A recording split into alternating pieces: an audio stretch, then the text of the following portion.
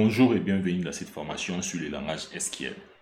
Dans cette vidéo, je vais vous montrer comment utiliser la commande create qui va nous permettre de créer des tables. Et sachez que les tables contiennent des propriétés et les propriétés contiennent des types de données et les propriétés contiennent encore des contraintes d'intégrité. Et nous allons voir encore comment est-ce que nous pouvons définir les contraintes primary key, les contraintes foreign key. Donc primary key c'est la clé primaire, foreign key c'est la clé étrangère. Objectif. L'objectif de cette vidéo, c'est de comprendre la syntaxe de la commande create. Donc, je vais vous montrer dans cette vidéo ou dans cette formation la syntaxe que nous allons utiliser pour faire la création de nos tables. Syntaxe. Create, table, on précise le nom de la table, nous ouvrons les parenthèses, on définit les propriétés à ce niveau, on définit aussi les types de données, on va définir les contraintes d'intégrité. Et ici, là où j'ai mis contraintes, c'est là où je vais définir les clés primaires et les clés étrangères. Donc dans cette vidéo, nous allons voir comment nous pouvons faire tout ça. Sans plus tarder, nous pouvons aller dans notre moteur des bases de données SQL Server pour voir comment nous pouvons utiliser cette syntaxe. On nous demande de créer la table formateur et la table formation. Dans notre base de données vente, on verra create table formateur. Pour la parenthèse, point virgule. J'avais dit une table contient des propriétés. La première propriété, c'est le code formateur. Le code formateur aura comme type de données integer. Integer, c'est un type de données c'est un entier. Ça contient des chiffres. 1, 2, 3, 4, 5, 6. Ce sont des integers. Si vous voulez mieux connaître sur les types de données et sur les contraintes d'intégrité, j'ai fait une vidéo sur ça. Allez dans la playlist, vous allez voir les différentes formations que j'ai fait sur les types de données et sur les contraintes d'intégrité. Contrainte d'intégrité, ça sera not null. Pourquoi not null? Les champs est obligatoire. Lorsqu'on définit la contrainte not null, c'est-à-dire les champs code formateur est obligatoire. Donc on doit l'insérer obligatoirement. Deuxième propriété, non formateur. Comme type de données, varchar. Varchar, c'est une chaîne de caractères et entre parenthèses, on définit le nombre de caractères que va contenir notre champ formateur. Je mettrai 30. Comme type de données, contrainte d'intégrité, je mets not null, c'est-à-dire les champs obligatoires. Prénom, formateur, char. Char aussi, c'est un type de données. C'est un type de données, chaîne de caractères. Le champ est obligatoire, n'est pas obligatoire. Lorsqu'on définit la contrainte d'intégrité nulle, c'est-à-dire les champs n'est pas obligatoire. J'ai encore date, naissance, type date.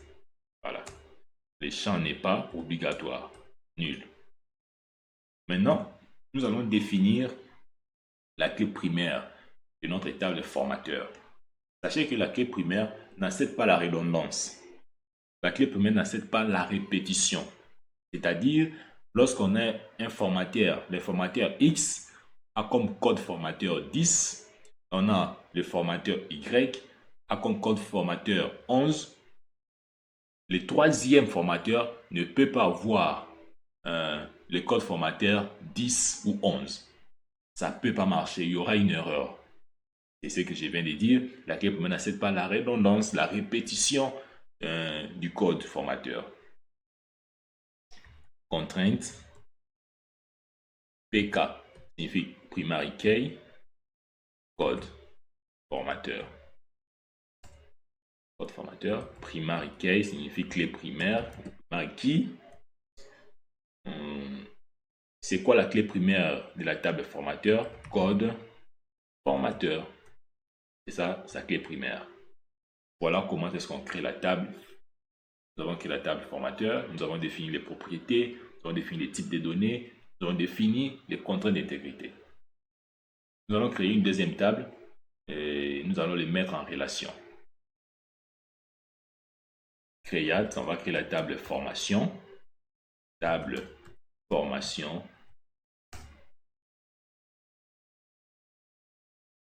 table formation,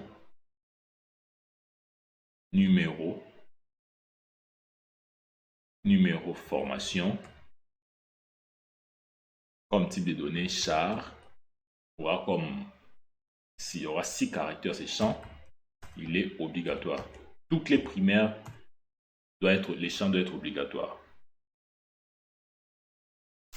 Je prends libellé formation, je mets par char, nombre de caractères, je mets 50.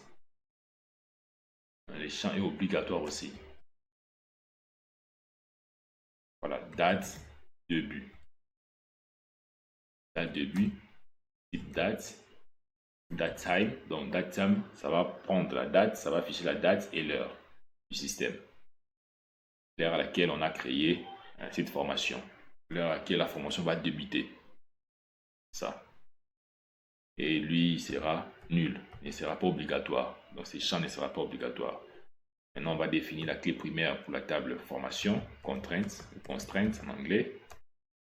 PK comme primary key, numéro formation.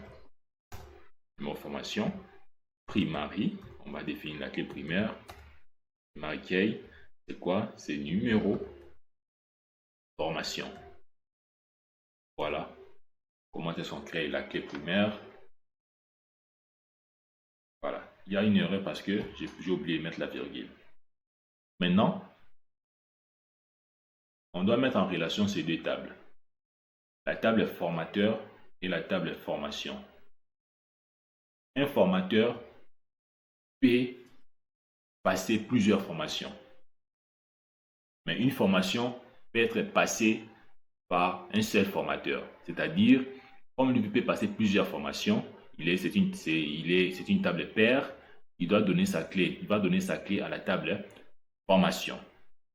Comme il va donner sa clé à la table formation, c'est-à-dire automatiquement, la table formation porte la clé de la table formateur et lui, il est clé étrangère de la table formation. Pourquoi? Parce qu'il est dans la table formation.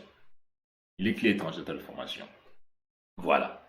Maintenant, on ne s'arrête pas là. On doit définir aussi la clé étrangère. Bien sûr, comme il est ici, on sait qu'il est étrangère.